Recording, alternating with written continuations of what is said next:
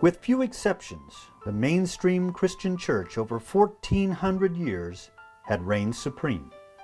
The Middle Ages witnessed the rise of an unparalleled institutional church which went largely unrivaled and unchallenged. Things changed rather dramatically in this respect in the course of the 16th century. There was evidence, hard evidence, that Christianity was in for a very serious religious facelift. Almost without warning, the Roman Catholic Church found itself in the fight of its life. One of the strategies aimed at containing and defeating Protestant movements was a multi-level program now commonly referred to as Counter-Reformation. The Inquisition, banned books, the rise of the Jesuits, and the decision of the 18-year-long Council of Trent must be regarded as the bedrock of this activity. The most striking success of this effort to meet the Protestant challenge can be found in areas like Bohemia and Poland. That mainly untold story is essential for the study of Christian history, detailing as it does Counter-Reformation in East Central Europe. By simple definition of the term, Counter-Reformation meant blocking or reversing the spread of Protestantism, not merely revitalizing belief and practice among Catholics. It was an active strategy to actively oppose, counter, to block, to counteract, if you will. The Counter-Reformation was both reactive to what Protestants did and were doing, and it was proactive as well. That means anticipating developments in advance and putting in place a strategy to prevent those particular developments. Now, the specific and the official origins of this response can be traced to the Council of Trent and to the Tridentine era. Paolo Sarpi, in his History of the Council of Trent, described this convocation of the Church as the Iliad of our times, on account of its long, 18 years, and dramatic history.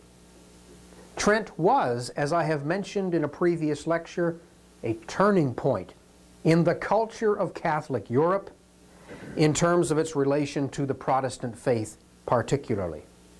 Now, rather than focusing on better-known case studies such as the Huguenots in France or evangelicals, Lutherans in the German territories, let us turn our attention in this particular lecture to places not so well known. In the first instance, we look at Bohemia, which in terms of Counter-Reformation activity proved to be a bloody battle. In Bohemia, the problem of religious liberty and religious toleration at the boundary between the Middle Ages and the early modern period is indissolubly linked with Hussitism of the 15th century. Hussite history, which we have considered previously in its radical and militant period, ended with the confirmation of the so-called Basel Compactata. These were the compacts, the agreements coming out of the Council of Basel in 1433. This agreement was official recognition of Reformed religion, that is to say, the Hussite Church in the Czech lands, Bohemia, and indeed Moravia. A second development in that climate of toleration, or to use a more modern term, religious pluralism, was an agreement called the Peace of Kutná Hora. Kutná Hora is a Czech town, the second most important city in Bohemia, and it dates to 1485, so well before the rise of Reformation as we have been considering it. And the Peace of Kutná Hora was, again, official recognition of Roman Catholicism and the Hussite Church, a significant concession, well before the Peace of Augsburg. Representative of this laissez-faire attitude was the comment made by Ferdinand I in 1535 to a delegation of the Czech Brethren, in which he remarked, "Believe whatever you want.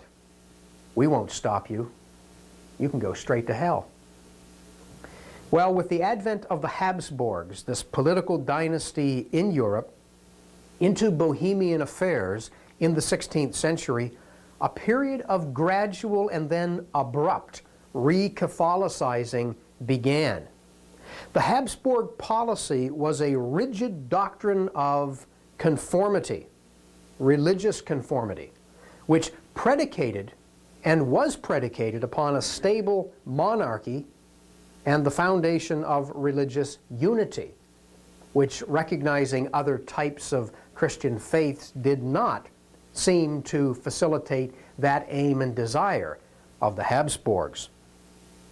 In 1527, then, the tide has begun to change, and the Habsburg ruler persuaded the Moravian Diet, the council in Znojmo, a town in southern Moravia, to expel the Anabaptists. In 1528, this same Habsburg ruler had Balthasar Hubmaier brought to trial in Vienna, and Hubmaier was burned at the stake, and his wife was drowned. The emperor was clear. Any person dealing in heretical books would join Mrs. Hubmaier in the waters of the Danube. That was 1528 as well.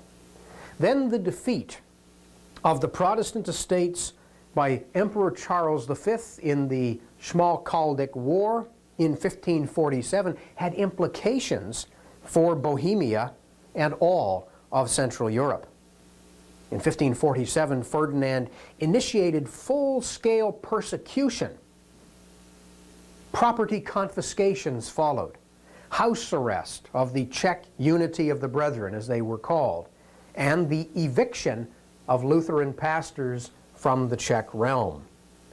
Meanwhile, as it were, back at headquarters, Ignatius Loyola was urging Ferdinand to derail the Protestants immediately, and he offered the emperor several ideas on just how he might, in fact, accomplish this. There should be no heretics allowed at the royal court, Ignatius argued. No one suspected of religious irregularities should serve as governors or counselors. No one suspected of heresy should hope for wealth or honor. Here you start to see the social implications, the social disadvantage to pursuing the Reformed faith. Ignatius went on to suggest that perhaps the emperor might like to execute the odd heretic or banish some to serve as an example, to function as a deterrent.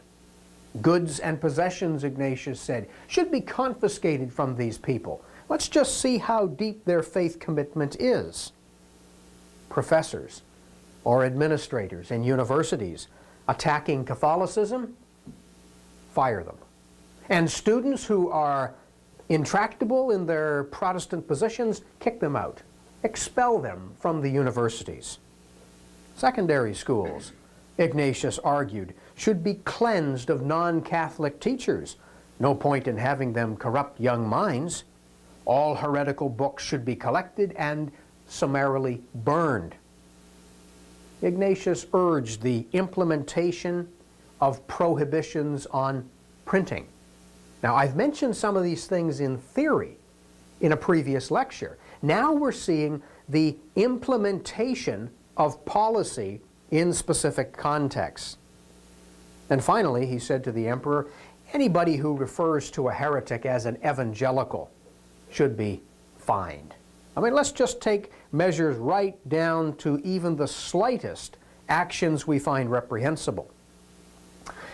Well, the St. James Day Mandate, an original decree in 1508 aimed at the Czech Brethren, was reinstituted repeatedly in the 16th century.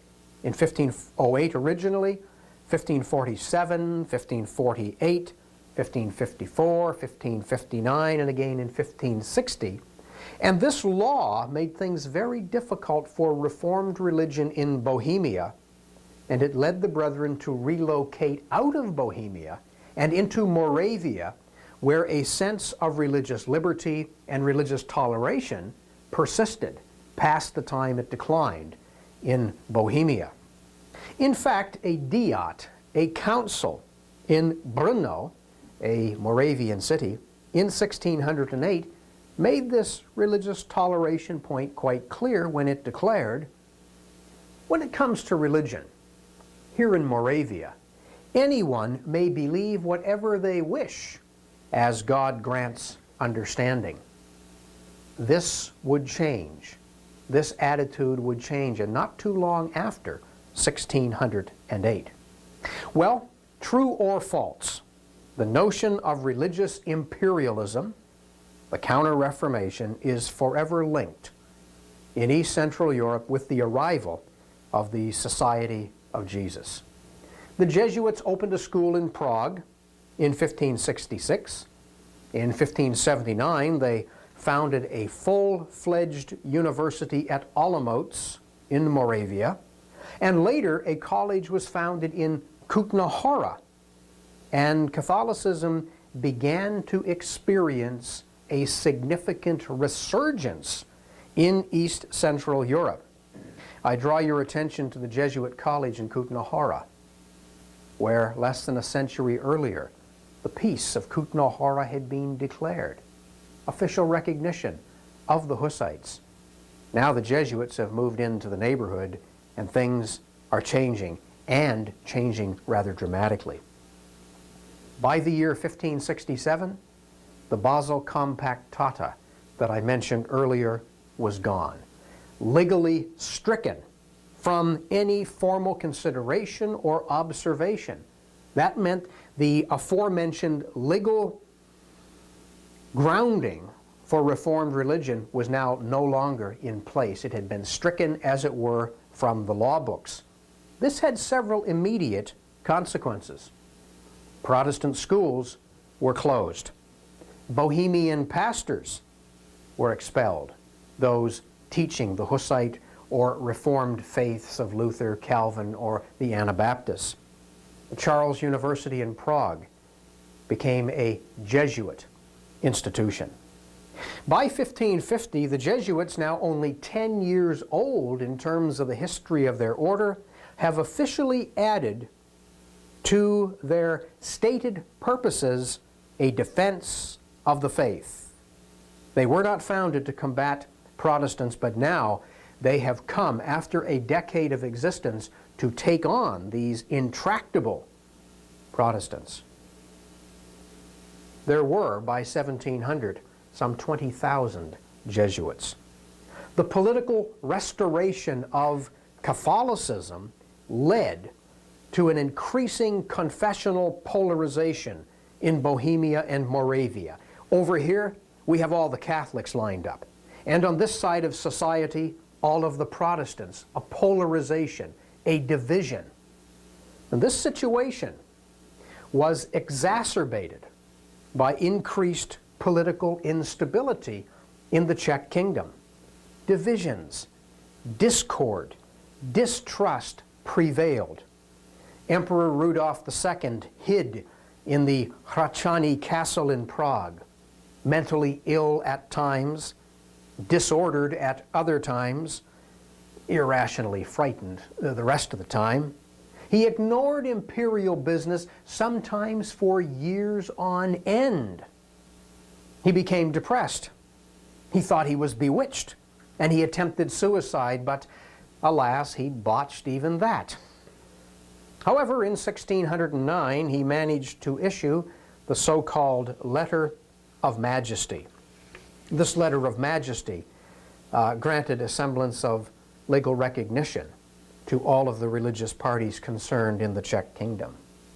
But that aside, that little high point of toleration and pluralism, tensions would quickly again come to a head after a century of unrest.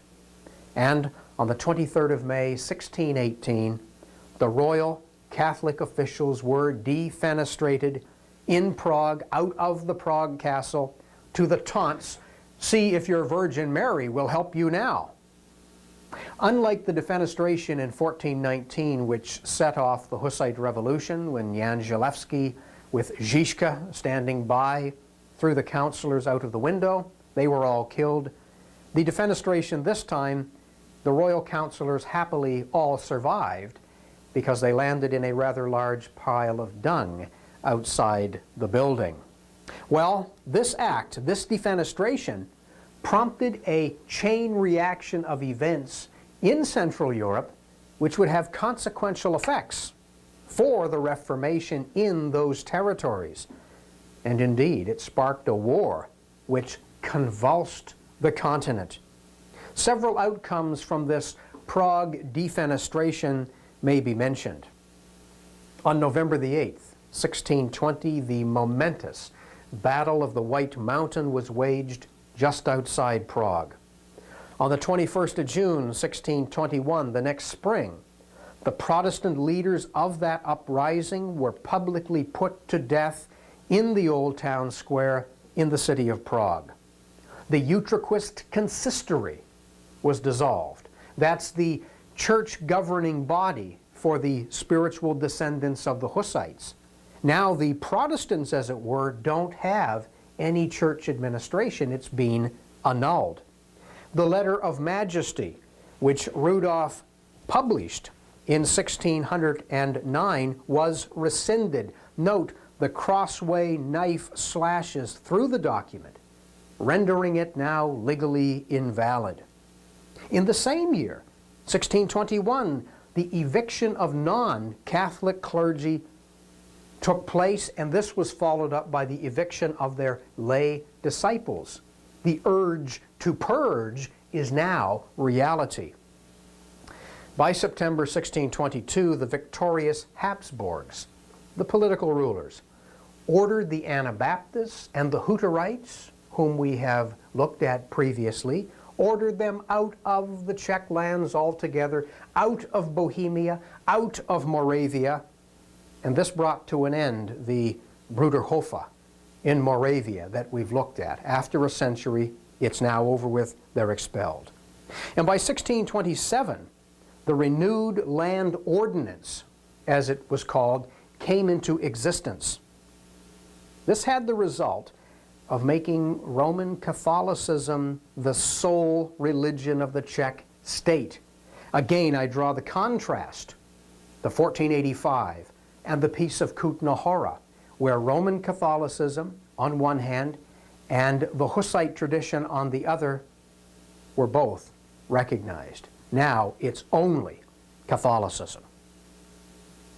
Another event had deep, deep symbolic implications. This was the public removal of the gilded chalice from the Gothic spires of the Teen Church in Prague, where it had been for some 200 years. The chalice, of course, was the dominant symbol of the Hussite faith, and its public removal was symbolic of the grave and greater changes happening in Czech society. But meanwhile, the war that I mentioned went on for some 3 decades and is known to history as the 30 Years' War. Well, put together, these events and developments meant that by about the year 1630, one of the largest and in some ways the longest established European Protestant community had been destroyed, decimated, and driven from the land. The case of Bohemia stands in unhappy contrast to that of Poland. National identity had long been established in Hussitism, symbolized here by good King Wenceslas astride his stallion in Václavské náměstí in Prague, Wenceslas Square. Deep roots in Czech society, this identity. And it might be argued that even with the coming of Reformation, there was no disturbing these deep Czech roots. After White Mountain, 1620, 3/4 of the land, excluding that of the king and the church, became subject to the emperor. And a new absolutist constitution, if you will, was imposed allowing only an empty shell of national independence to echo within. Prague was now no longer a symbol of the Hussite heritage. With the exception of the persecution undertaken against the Moriscos in Spain, the Bohemian solution of these years was unrivaled by any other undertaken by the powerful Habsburg dynasty. The clash at White Mountain, November 1620, was precipitated by a common European situation, a common Central European situation. There was this struggle between the liberties of estates. And this struggle was stiffened by the claims of several competing Protestant groups, Lutherans, Calvinists, to a lesser extent the Anabaptists, the Hussite tradition, which in a sense was separate from the Protestant traditions. And then there's this absolutist claims being made by the monarchical government, which exacerbated the situation and drove religion from pillar to post. The matter becomes allied to a universalist Catholicism, the only religion of the land. And the intensity of this situation was provoked even further by some of the policies of the Habsburg dynasty. In 1627, Ferdinand ordered all Protestant preachers, to a man, out of Lower Austria altogether. Those sent into exile, refusing to convert to Catholicism from Austria, probably numbered around 65,000. The number from Bohemia was substantially greater. More in the neighborhood of 200,000 Protestants went into exile rather than convert to Catholicism. That was their choice, convert or exile. The light of Protestantism then in Bohemia was put out. The Counter-Reformation was forced and artificial in Bohemia. Its lukewarm nature thereafter tends to corroborate, I think, this observation. In distinction to the wars and the violence in Bohemia, our second case study was a relatively bloodless, some exceptions, but a relatively bloodless contest. We look now at the religious world of Poland. Firstly, since Polish geography is not familiar to most of us, let's take just a moment to look at this map and gain some acquaintance. At the top, you will note the Baltic Sea. To the right of the term Baltic Sea and across the bay is the city of Kaliningrad, formerly a leading city in Prussia called Königsberg, but it's now in Russia. That Kaliningrad is not a Polish city in this day and age, it's a Russian city. Now come back along the bend of the bay, and at the mouth of the Vistula River is the city of Gdansk. I will refer to both of these places in this lecture. Follow the Vistula River south, and around the first bend is Torun. Farther south along the river split, you will find Warsaw. Both of these cities, likewise, will be important for our topic. Farther along the Vistula River, heading south again, you will see off to the east Lublin. And then right on the river itself, after it turns back towards the west, is the city of Krakow. These are the main places within the Polish realm that I want to refer to in this lecture. Well, having acquainted ourselves briefly with the geography of Poland, it is useful, first of all, I think, to mention the famous Polish culture of tolerance. The king, Sigismund II, when asked by his subjects which way they should go on matters of faith, had this rejoinder: "I'm not the king of your consciences. What should we believe, king? Which way should we go religiously?" And he said, "I am not the king of your consciences. You must follow your conscience." Can you see the contrast with the Habsburgs? Catholic or get out. Sigismund says, hey, it's up to you. Indeed, radicals like the Socinians would practice their faith largely unmolested in the Polish kingdom. The Warsaw Confederation of January the 6th, 1573, guaranteed the nobility a choice, not only of the Roman Catholic and Augsburg confessions, that would be the Lutheran faith, but also of all other Christian confessions.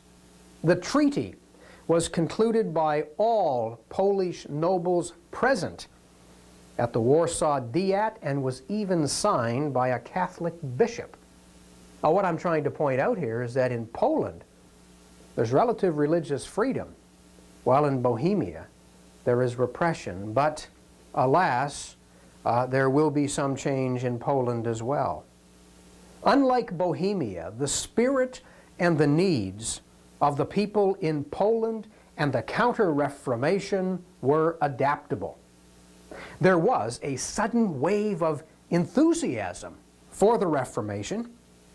For example, we find a Polish version of the Augsburg Confession, the Lutheran statement.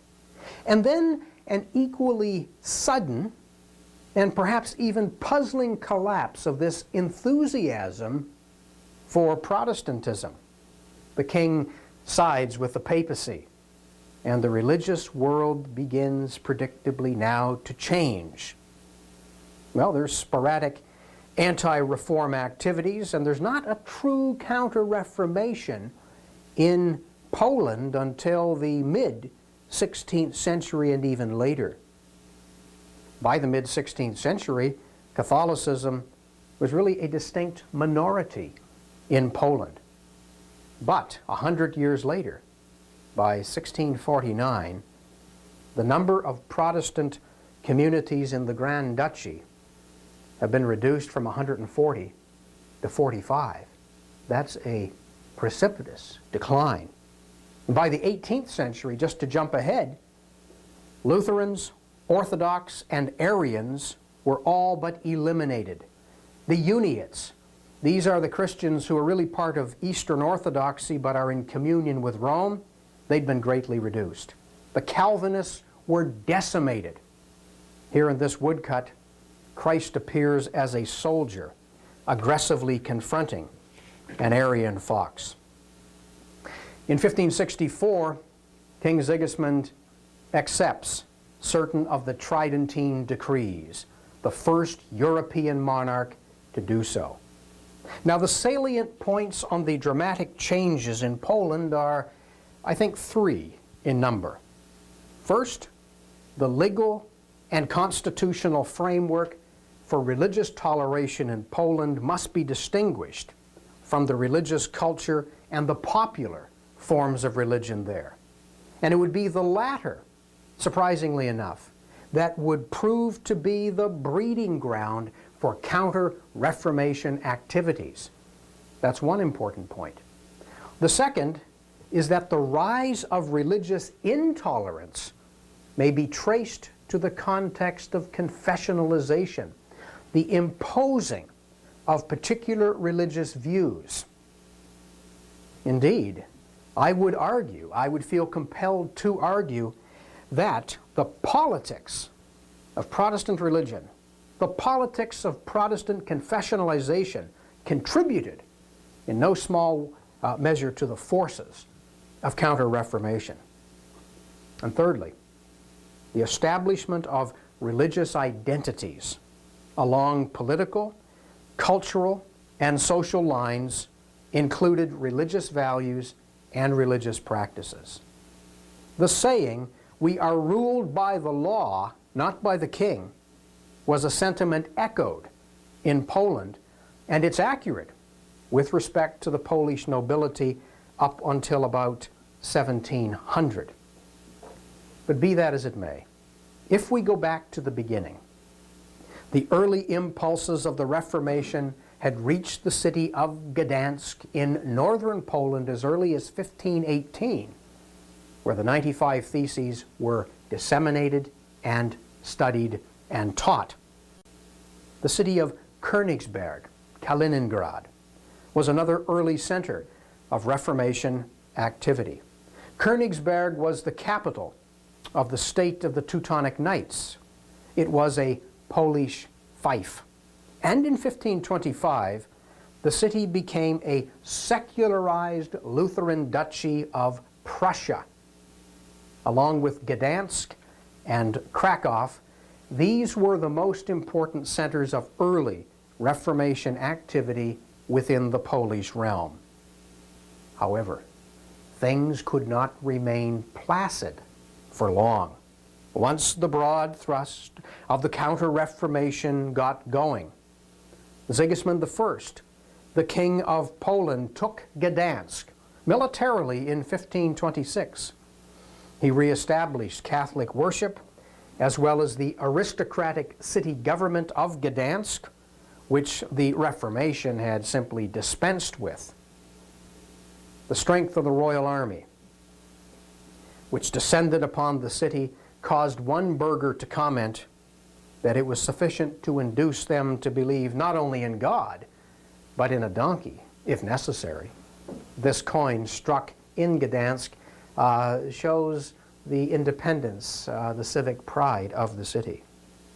This church, dedicated to Saints Peter and Paul in Krakow, was built in 1598 for the expressed purpose of combating the Reformation. In 1565, the Society of Jesus came to town and were introduced in the Polish realm. Within 10 years, following their European pattern, they had established 10 colleges, and by 1642, that had increased to 47. By 1615, the society had 13,000 members, 32 provinces, 372 schools, and 123 residences worldwide. But most of this was in Catholic Europe, because that's where the offensive was being waged. Tolerance, which had been so popular and part of the Polish tradition, was regarded by the Jesuits as a vice. Not a virtue, but a vice. And Poland had to be rid of its propensity to be tolerant.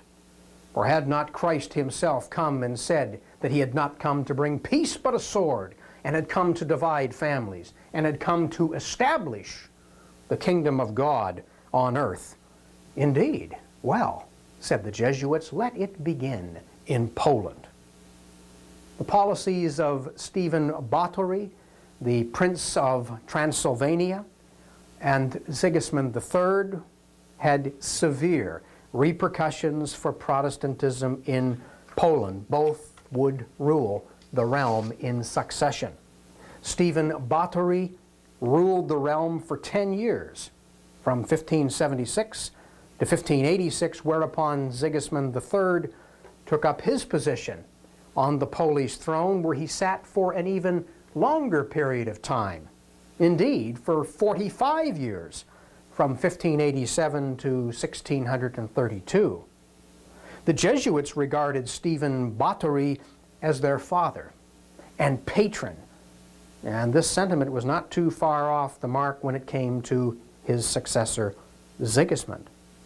One of the leading ideologues of Counter-Reformation was the Bishop of Ermland, Cardinal Stanislaw Hosius, to use a Latinized form of his Polish name. Hosius was one of the 5 chairmen at the Council of Trent in 1562 and 63. Perhaps he was one of the chairmen who got that council to end before they finished their business agenda. He was, for many years, the champion and the defender of Counter-Reformation activity in Poland. He was the one who called the Jesuits to Poland, and imbued with the Tridentine spirit from the Council of Trent, he wrote in 1571, for heaven's sake, don't let Poland become another England. Well, with Stephen Batory and Sigismund III seated successively upon the throne of Poland for a combined period of more than 55 years, there was little chance of that happening. The Jesuits wasted no time in whipping up sentiment against the heretical Protestants. A Jesuit sermon in 15 95 proclaimed that if the city won't do anything, if the city council does nothing about this dilemma, the Protestants, then you, the common people, should set fire to and turn to ashes their churches. Well, this sounded like a capital idea to some people, and when such actions were carried out, Cardinal Hosius was greatly comforted and wrote that it would bring eternal glory to the Church of God. At Krakow, in 1574 and 75, the court, the bishop, and the nobility, as well as the university, encouraged riots against the Calvinist burghers. In royal towns, parish churches were taken over after the 1590s, and these Protestant communities faced strong opposition from Jesuits and royal administrators. To a certain extent, the principle, whoever's land, his religion, was operative in the Polish realm. But this became imperiled as much by the Protestants, I mentioned earlier, as by the Jesuits and their activities. Calvinist Lutheran polemics caused popular unrest. In this broadsheet we see that Martin Luther has taken Calvin by the beard, while Calvin holds over his head very aggressively the Bible, and the poor old Pope in the middle is plugging his ears, trying to drown out the discord caused by Protestant against Protestant. And who is going to benefit from this dispute? Not the Lutherans, not the Calvinists. I suggest it will be the Jesuits and the forces of counter-reform in Poland. In the city of Gdansk, throughout the 1580s, we find evidence of numerous Calvinist and Lutheran squabbles, which did little but strengthen the Jesuit initiative. And while the Protestants were busy bickering with each other and picking petty fights over this, that, and the other thing, the Counter-Reformation was squeezing the life out of the Lutheran and Calvinist adherents. Well, with the Lutherans and the Calvinists putting on a good show of making a nuisance of themselves, Counter-Reformation propaganda suggested that Protestants opposed not only the church, which is clear, but also social order. You see, they were discrediting themselves in the minds and in the view of the Jesuits, and that percolated down to the grassroots society level. I said that Poland was relatively bloodless in its re-Catholicizing, but violence did creep into Polish religious life in 1724 during a Catholic procession of Our Lady in the city of Torun. This caused what is called the tumult of Torun. There's several reports on the matter, but they're all hopelessly skewed by the religious affection of the reporter. But several points can in fact be ferreted out to give us an idea of what happened in this tumult, which was fairly decisive for Protestants in that town. During the procession, there were on hand Jesuit students and Lutheran bystanders in the masses of people who were observing this procession. A Jesuit report said that a Lutheran burgher shouted insults and refused to take his hat off in deference to the passing by of the Blessed Virgin Mary. However, a Lutheran report said that's not the way it happened at all. Nobody was shouting insults. There was nothing about hats. I'll tell you exactly what happened. These Jesuits forced the burghers to kneel in the street, to pay homage to this image of Mary being carried through the streets. So we have conflicting reports. But whatever started it, the next day a riot broke out in Torun. This was caused when a Catholic was arrested by the burgomaster, the mayor of the city. Other Catholics, failing to secure the release of their colleague, took some Lutherans hostage. Now things are being ratcheted up. We're going to have now some passions that are going to be really getting pretty warm. In the heat of the moment, as it were, the Jesuit college in Turin was destroyed. Its contents were pulled out into the streets and committed to a pretty big bonfire in the town square. And the most offensive deed of all during this tumult was the burning of a statue of the Blessed Virgin Mary to the taunts, "Hey woman, save yourself. You know, if you're so powerful, come out of the fire and save yourself." As these are the Protestants.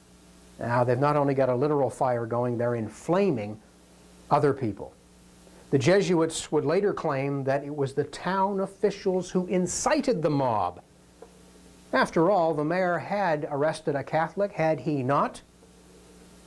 The Lutherans insisted in their own defense that Jesuit students had pulled swords on them and opened fire on the crowd.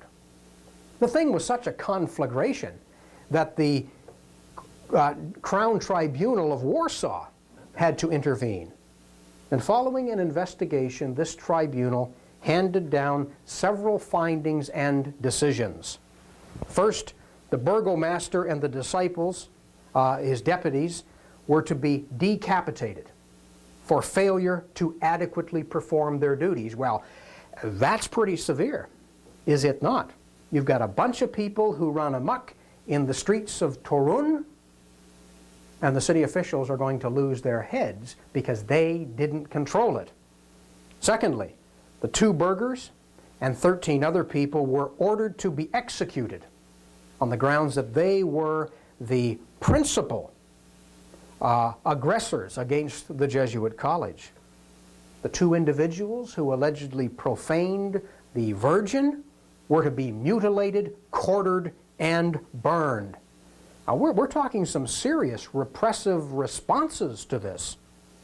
A long list of fines and banishments and confiscations followed these sentences. Appeals were not permitted. Note this, appeals were not permitted. However, the condemned were magnanimously offered clemency on condition that they convert from their Protestant faith to Catholicism. The burgomaster, the mayor, declined the opportunity to live, and on the 7th of December was beheaded. His last words were these: "Be satisfied with my body. My soul belongs to Christ."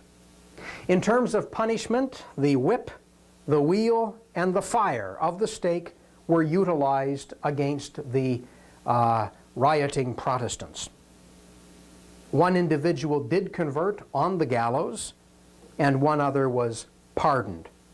But by consequence, the Lutheran school, the Lutheran chapel, and their printing press had to be surrendered to the Jesuits as compensation for their losses in the destruction of their college.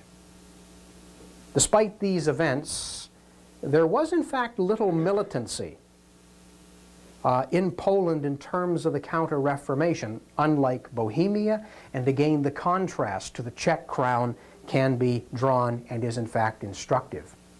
Polish Christianity was marked in those years less by external militancy than by internal piety. The Bohemian methods, the Habsburg methods were not applied, didn't seem necessary to apply them in Poland. Pilgrimages, chapels, shrines, new orders, saints, the cult of Mary, for example, were features of Polish piety in the Counter-Reformation period. In fact, more than 1,000 shrines dedicated to the Blessed Virgin Mary appeared in Poland in the course of the 17th century. On the other side of the fence, as it were, Protestant churches were systematically ransacked. Protestant printing presses were set on fire, burned down, put out of business. There are instances which I could tell you of bona fide hooliganism in Protestant cemeteries and the disinterring of bodies. On other occasions, Protestant funeral processions were interrupted, corpses were unceremoniously tossed into the river. Protestant churches were destroyed in Lublin in 1627, and those destroyed were forbidden to be rebuilt. And we're talking about a systematic process of re-Catholicizing. So your church has been torn down. We're really sorry about that, but you can't rebuild them. This resulted in further laws being passed against the assembling together, even in private houses. This was prohibited. The climate of religious toleration in Poland that I began with has been effectively extinguished. The Polish Brethren were put into prison for contempt of court when they resisted, when they attempted to not comply with the governmental orders. A Catholic poet reported, "This will teach them a useful lesson. Jail may be bad, but hell will be worse. I mean, you'd really better get your theology straightened out, boys. You'd really better get back on the right track, because jail is just for a time. Hell is forever, and salvation is only available with us under the one Vicar of Christ on earth." In Vilno, in 1639, 2 Protestant boys, hunting blackbirds with bows and arrows, as you know, little boys are wont to do, accidentally, when they shot one of their arrows, accidentally hit the statue of the Archangel Michael, positioned on the spire of the Franciscan Church. Well, would you believe that indignant Catholics came pouring out of every rock and bush of the town and responded by destroying the Calvinist church? Well, the king was not unsympathetic to the Calvinists. I mean, this did seem like overkill. A couple of little boys shooting an arrow accidentally hit a statue, and their church gets torn down.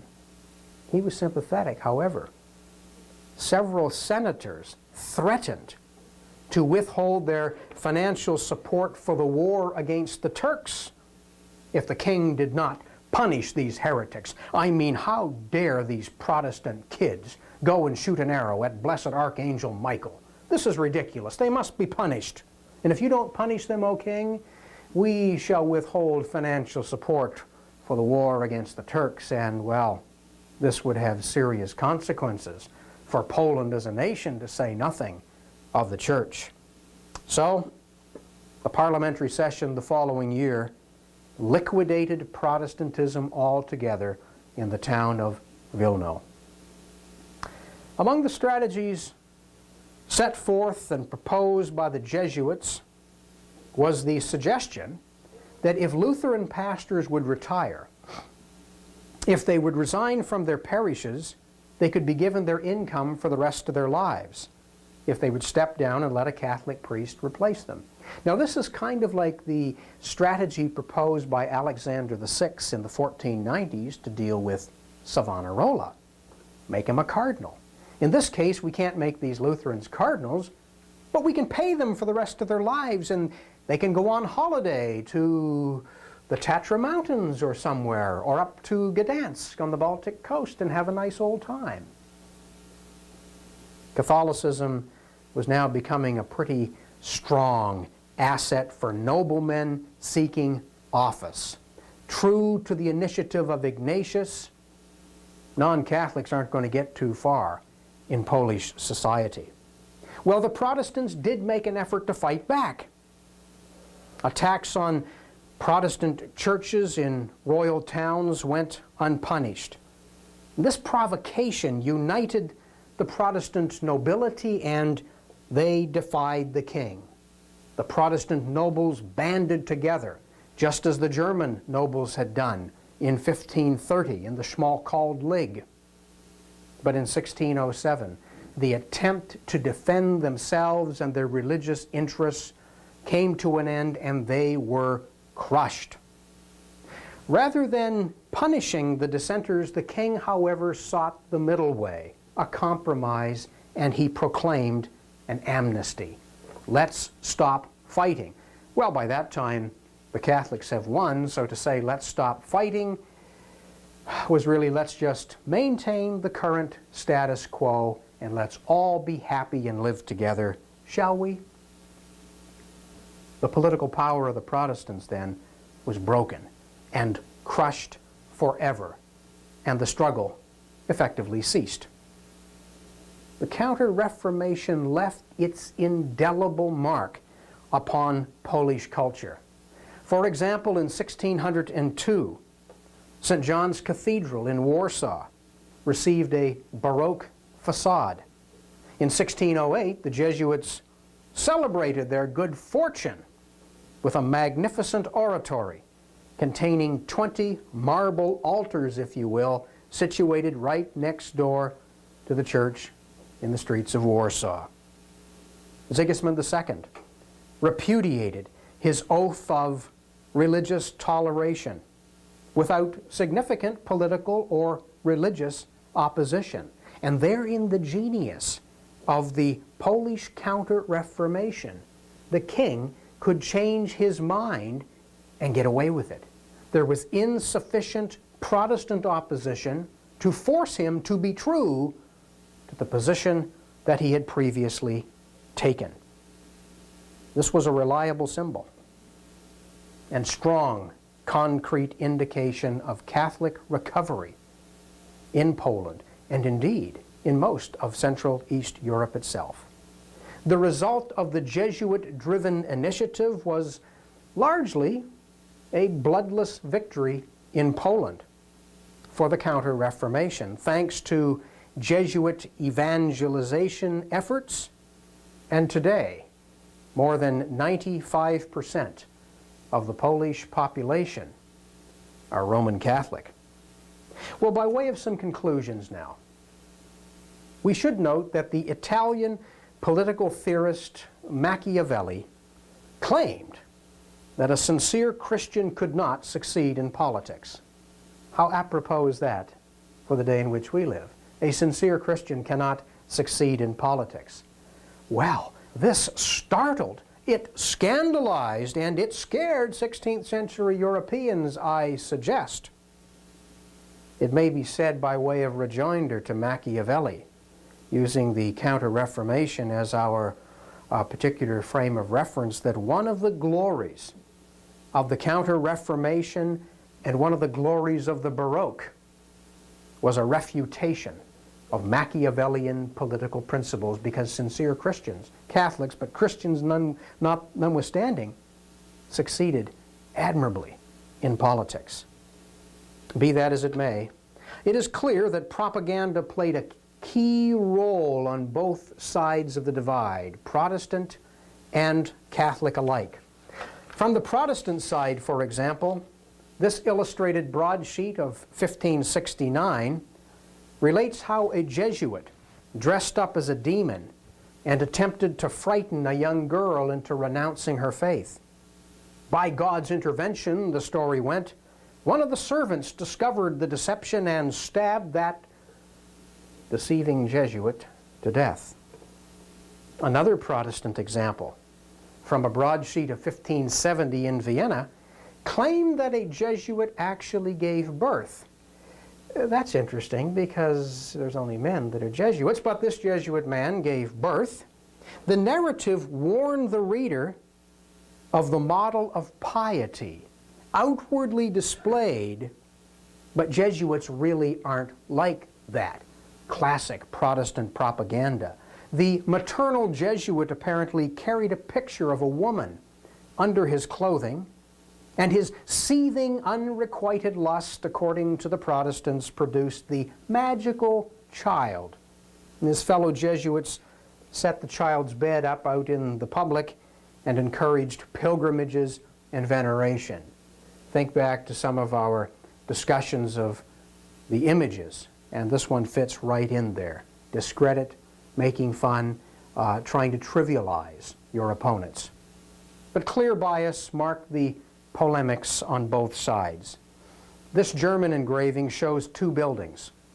On the right, in the background, the Jesuits destroy a church under the banner which reads, "We tear down the community of God."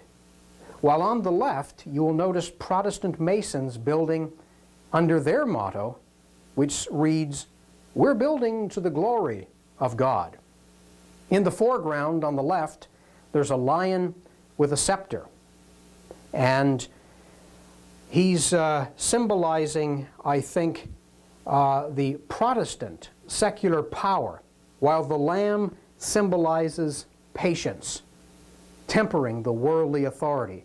But notice, almost in the center, the Pope, sitting on a throne holding a monstrance, while an owl and a cockatrice symbolize the poisonous nature of the Roman Church. Well, it strikes me that this sort of propaganda is sort of the sour grapes. You beat us, but we're not very happy about it, so we're going to make fun of you with our pictures. I think the impact, judging from the results in Poland, were fairly minimal, if at all. I do want to point out, for I believe it's important, it's quite wrong to see the Catholics as aggressors in terms of Counter-Reformation. The Protestants were every bit as aggressive in terms of the Reformation in other areas. In some instances, force, murder, and intolerance marked the Reformation, just as much as the Counter-Reformation. Accusing Catholics of burning people and perpetrating injustice, come now, is truly like the pot calling the kettle black. Here in this scene, we see the visual portrayal of Protestants killing members of Catholic religious orders in Holland in the year 1580. They did it too. They burned as many people and forced Reformation the same way that the Catholics forced Counter-Reformation. This nonsense of this persistent anti-Catholicism, making them out to be the bad guys, simply doesn't hold water. And one of the values of the study of church history is to bring some balance. We can't change the past, but there is no point in bringing the battles of the past to the present. We do not have to bear the sins of our forefathers, but by the same token, there's no point in perpetuating them in yet another context. Well, the implementation of the Counter-Reformation was not an easy, not a straightforward matter in many parts of Europe. Many of the Tridentine decrees, the decisions of the Council of Trent, were simply ignored. Higher clergy in Bavaria, for example, continued to wear their swords, even when saying Mass, as a symbol not only of their status, but in defiance to the program of Counter-Reformation. And in East Central Europe, where we have spent the better part of the last hour, in Bohemia and Poland, the power of government grew with the help of religion in this Counter-Reformation era. And for all of its diversity and institutions, the Habsburg monarchy by the 17th century had essentially adopted a single culture. And that single culture had within itself its leading feature, which was Roman Catholicism. The Protestant cause within the Habsburg jurisdiction was lost, at least politically. But by the time the Peace of Westphalia was drawn up in 1648, which kind of brought to a permanent end these matters, the Counter-Reformation was in fact complete. The effort to impose order and social discipline characterized this period.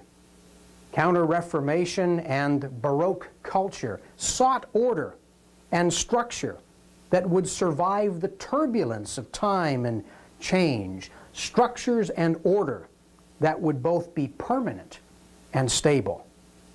Well, the Counter-Reformation became synonymous with religious intolerance.